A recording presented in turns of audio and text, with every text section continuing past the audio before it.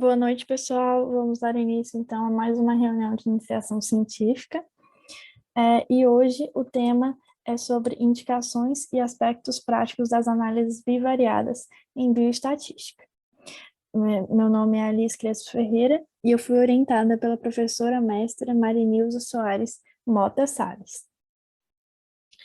Essa aula foi dividida em introdução, testes de hipóteses, testes paramétricos, testes não paramétricos, um tópico sobre como escolher o teste estatístico e, ao final, as referências utilizadas. Então, na introdução, nós temos que as análises bivariadas, bi de 2 e variadas de variáveis, vão estudar como essas duas variáveis se comportam e se relacionam. Vai ser uma técnica estatística, então, que testa hipóteses, considerando o teste de significância. Como a gente viu na semana passada, nós podemos ter variáveis qualitativas ou quantitativas. E aqui, nas análises bivariadas, em que utilizam duas variáveis, a gente pode ter uma comparação entre uma variável quali e outra quali, uma comparação entre uma variável quant e outra quant, ou uma terceira opção seria uma comparação entre uma variável qualitativa e uma quantitativa. Então, resgatando da semana passada, as variáveis quantitativas, ou seja, aquelas que têm valores atribuídos que podem ser mensuradas, são divididas em discretas e contínuas.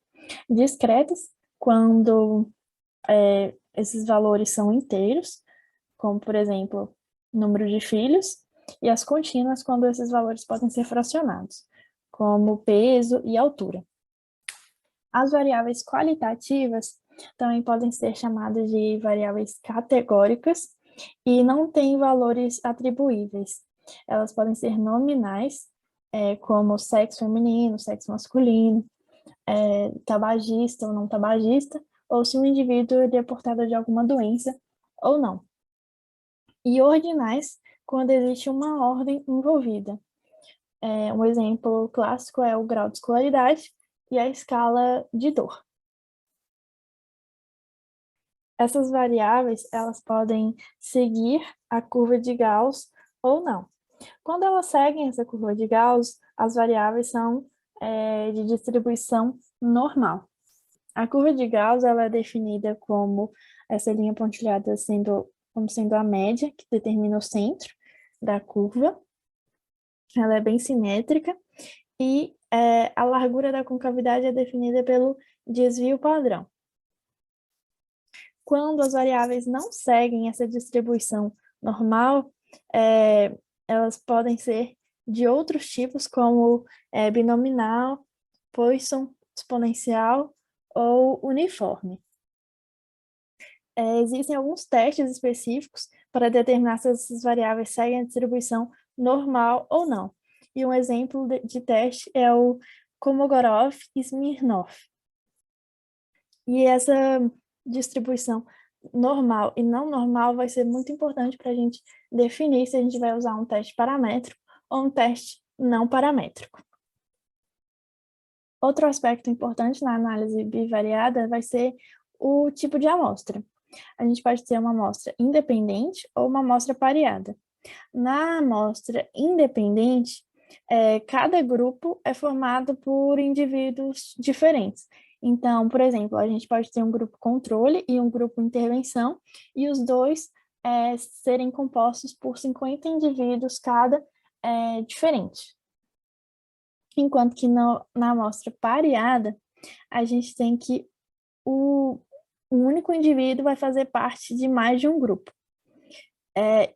Tem uma subclassificação dessa amostra pareada, que é o autopareamento, em que o próprio indivíduo ele vai agir como seu próprio controle.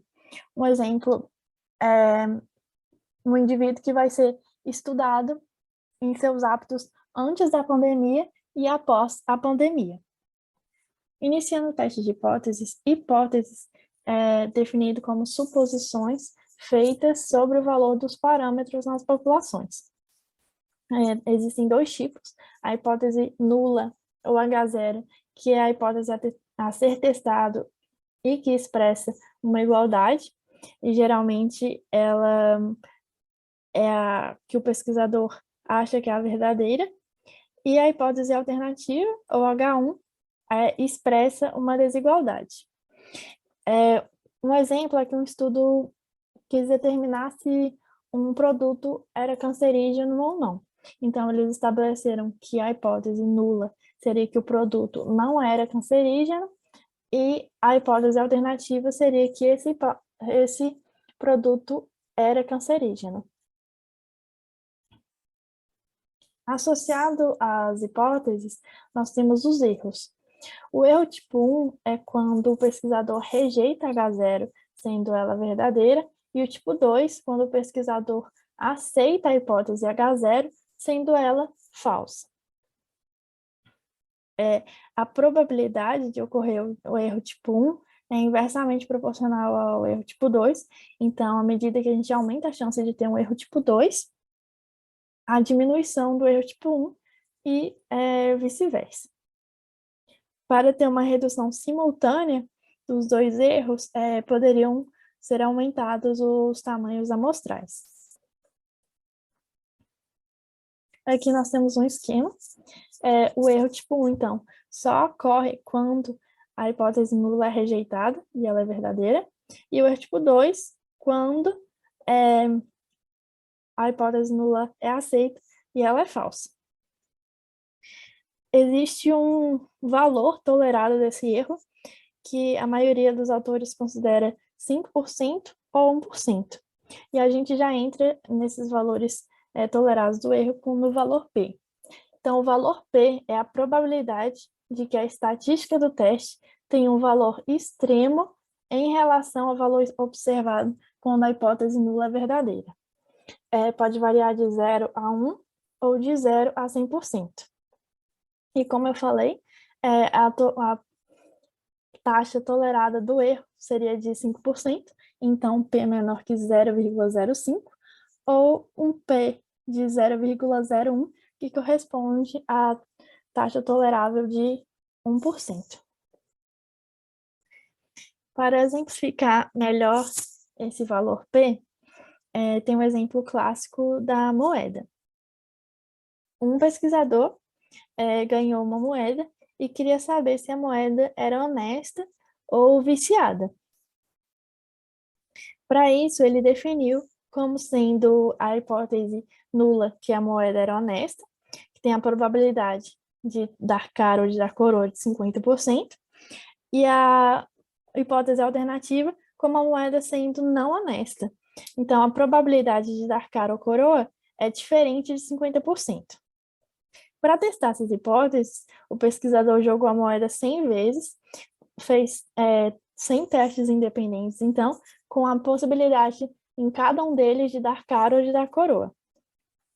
Então, quanto mais próximo de 50%, quando 50%, como por exemplo, 49 caras e 51 coroas, maior é a probabilidade da moeda ser honesta, porque menor vai ser esse valor, P. Agora, quanto mais longe, como uma cara e 99 coroas, ou 98 caras e 2 coroas, maior vai ser esse valor extremo. E o valor extremo é o valor P. E quanto maior o valor P, a gente conclui que a hipótese nula não é verdadeira. Agora, quando mais longe, menor a probabilidade da hipótese nula ser verdadeira. Então, se der uma cara e 99 coroas, ou 98 caras e 2 coroas, esses valores estão muito distantes de 50%. Esses valores estão extremos, o que aumenta o valor P, porque o valor P é esse valor extremo. Para construir um teste de hipóteses, podemos seguir alguns passos. O passo 1, muito importante, é fixar a hipótese nula, que vai ser testada, e qual será a hipótese alternativa. O passo 2 corresponde a usar a teoria estatística, as informações disponíveis, como cálculo de média, distribuição e desvio padrão, para decidir qual estimador será usado para testar H0. Terceiro passo é fixar a probabilidade alfa de cometer o erro tipo 1 e usar esse valor para construir a região crítica. Lembrando que essa região crítica, ou valor crítico do teste, é aquela taxa tolerada do erro, de 5% ou 1%, que equivale ao valor P. O quarto passo, de usar as observações da amostra para calcular o valor da estatística. E o quinto passo é o que define se a hipótese nula vai ser aceita ou não, porque se o valor calculado for superior à região crítica, quer dizer que o valor P é maior do que 0,05 e a hipótese não pode ser aceita. Agora, se o valor calculado pertencer à região crítica, se for inferior a 0,05, a hipótese nula é aceita. O passo 2, que fala em escolher o melhor estimador, está relacionado a esses conceitos, porque nós temos uma variedade grande de testes que vão ser escolhidos conforme as características das variáveis e do estudo. Existem os testes paramétricos, em que os valores da variável estudada têm aquela distribuição normal da curva de Gauss ou aproximação normal. Esses testes são considerados mais rigorosos e eles são melhores para as variáveis nominais e ordinais. Enquanto que os não paramétricos, eles não têm essa distribuição normal, eles são livres da distribuição ou a distribuição não é conhecida, não sendo necessário fazer a suposição sobre distribuições de probabilidades na população. Eles são ideais para amostras pequenas e assimétricas e, consequentemente, vão ser menos rigorosos. Dentre os testes paramétricos, temos o teste T, que ele é calculado com a diferença entre duas médias, dividida por uma medida representando a variação nos scores para os grupos.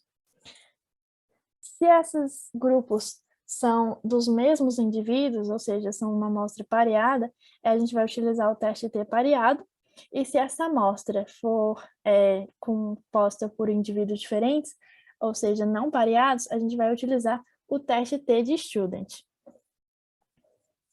Um exemplo é um estudo que buscou determinar se havia diferença entre a medida de glicemia capilar do sangue coletado no lóbulo da orelha de um indivíduo e da amostra de sangue coletada da ponta do dedo do mesmo indivíduo.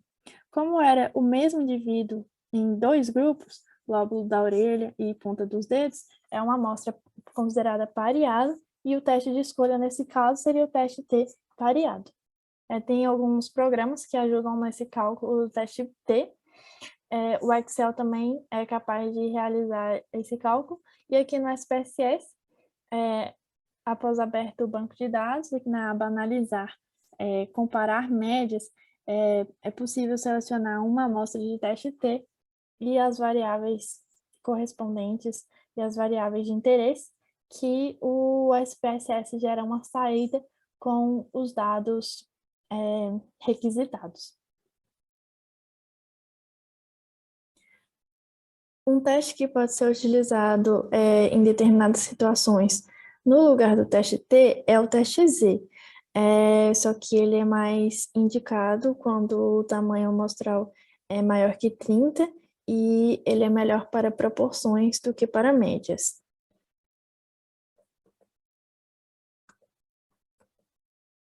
Já a correlação de Pearson vai indicar uma medida de associação entre variáveis, mas não significa que tem implicação de causa e efeito. Pelo contrário, aqui a gente não vai buscar esse efeito.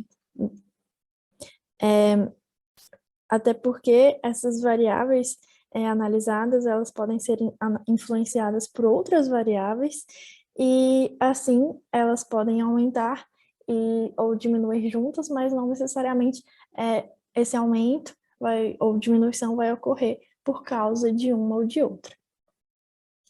A correlação linear, então, vai ter como um gráfico resultante o gráfico de dispersão que a gente viu na semana passada, e vai ser realizado com duas variáveis com níveis de mensuração intervalares, uma quantitativa e a outra também quantitativa. E quando uma das variáveis é do tipo nominal, não podemos fazer essa estatística de correlação. Varia entre -1 e +1. O negativo, o inverso, é menor do que zero, e se maior do que zero, a gente vai ter um relacionamento positivo perfeito. Quando o resultado é zero, indica que não há correlação associada. No SPSS, podemos calcular a correlação de Pearson, aqui na aba Analisar, Correlacionar Bivariável, e selecionando aqui Pearson. Também temos os outros coeficientes de correlação, o tal de Kendall e Spearman, que vão ser discutidos mais à frente. Agora, com relação aos testes não paramétricos, o Q² é o mais utilizado e é uma fórmula estatística que calcula a independência entre duas variáveis. A fórmula, essa aqui, significa que é o somatório entre a discrepância das frequências observadas menos das frequências esperadas elevado ao quadrado, divididas pelas frequências esperadas. Então, é um teste que compara frequências absolutas e é utilizado para efetuar o teste tanto da adequação quanto o teste da aderência. Ao contrário da correlação, aqui no teste do Q², o pesquisador ele pode afirmar se uma variável exerce um efeito de causa sobre a outra ou não, se as duas variáveis estão associadas e se influenciam. E uma característica do teste Q² é que ele vai utilizar apenas variáveis categóricas.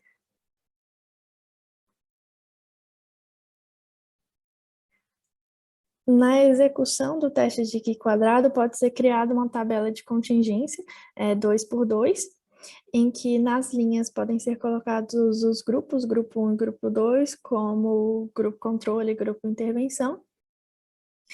E nas colunas, no sinal de negativo aqui, no sinal de positivo, podem ser colocado a variável de interesse, como por exemplo, o grupo de aprovado, grupo de reprovado, fumante, não fumante. Para gerar, então, um teste de aderência do Q² no SPSS, vamos na aba Analisar, testes não paramétricos, caixas de diálogos legados e Q². É importante ressaltar que o Excel não dispõe de uma ferramenta para o Q². E no caso ainda do teste de aderência, a gente seleciona as variáveis e a aderência ela vai comparar com valores de presença na literatura. Então, aqui podemos entrar com valores, por exemplo, a relação entre sexo e obesidade. Se é mais esperado que o sexo feminino tenha uma proporção de 80% de sobrepeso, nós podemos adicionar esse valor e rodar a estatística. Agora, no teste de adequação, nós vamos na aba Analisar, Estatística Descritiva, Tabela de Referência Cruzada. E aqui nas tabulações cruzadas, selecionamos as variáveis, aqui eu selecionei sexo e hipertensão, estatísticas, selecionar o Q², e ele vai gerar uma saída com a tabela de contingência. Como eu selecionei apenas duas variáveis, criou uma tabela 2x2.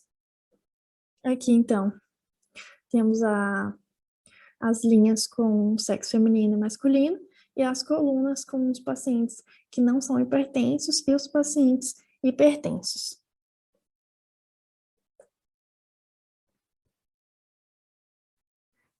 Como resultado do teste quadrado desse exemplo, nós temos que o valor de P foi maior que 0,05, então não demonstrou associação estatística entre o sexo e a hipertensão. Outro dado interessante é que aqui no SPSS, ele coloca se 0 células esperavam uma contagem menor do que 5, porque se tiver alguma célula com uma contagem menor que 5, não podemos usar o teste Q quadrado, na verdade a gente vai ter que usar esse teste exato de Fischer. Então, o teste exato de Fischer vai ser usado quando o Q quadrado não puder ser usado, em amostras pequenas, com N menor do que 20, com uma amostra com N entre 20 e 40, mas a frequência esperada é menor do que 5, ou com uma amostra com N igual ou maior do que 40, sendo que mais de uma frequência esperada é igual a 1. Quando o teste de Q quadrado também não puder ser utilizado, existe esse teste de McNemar, que é outra opção, mas ele é indicado para amostras dependentes com medidas repetitivas, então naqueles casos de antes e depois. Assim como o Q quadrado é aplicado na comparação de variáveis categóricas em 2 momentos, em que não há também uma distribuição normal de dados, já que também é um teste não paramétrico.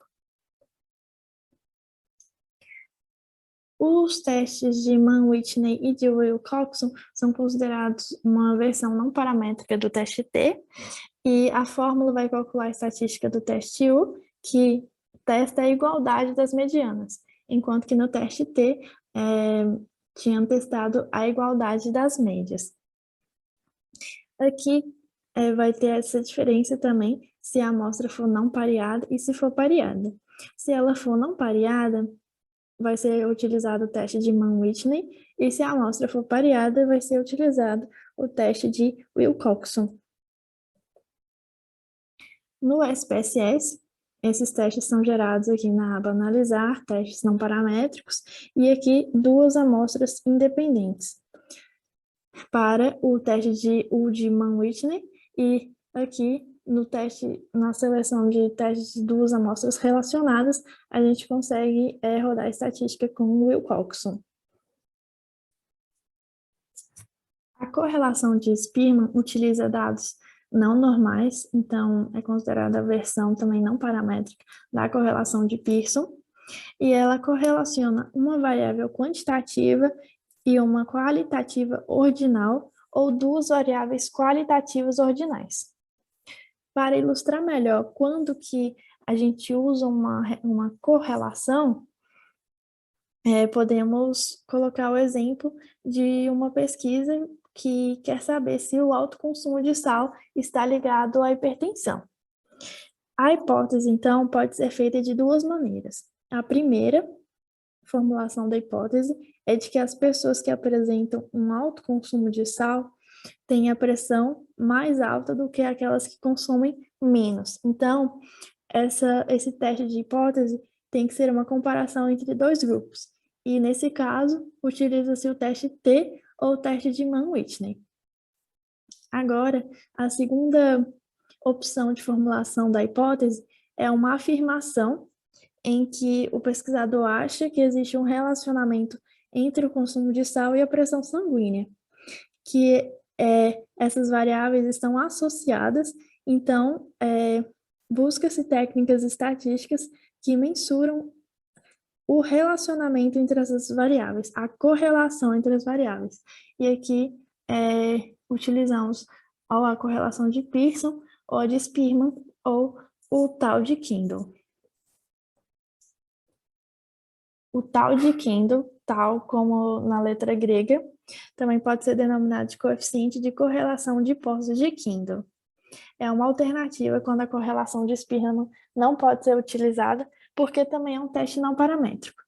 Então, vai correlacionar 2 variáveis ordinais, e é mais aplicada em um conjunto pequeno de dados, com um grande número de postos empatados, como um ranking.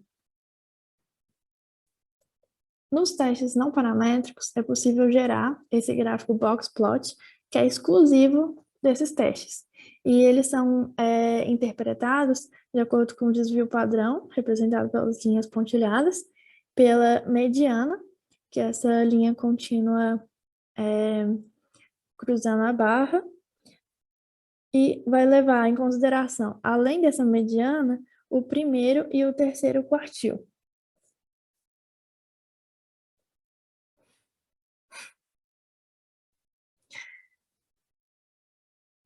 Aqui nós temos um exemplo de um artigo que buscou ver a influência do resveratrol na neuroinflamação e na imunidade adaptativa na doença de Alzheimer. Então, aqui eles usaram dois grupos distintos de indivíduos. E na análise estatística, então, eles utilizaram testes T, o teste de Wilcoxon, os testes T pareados, a correlação de Pearson, o teste Q quadrado, e ainda consideraram um valor P de 0,05.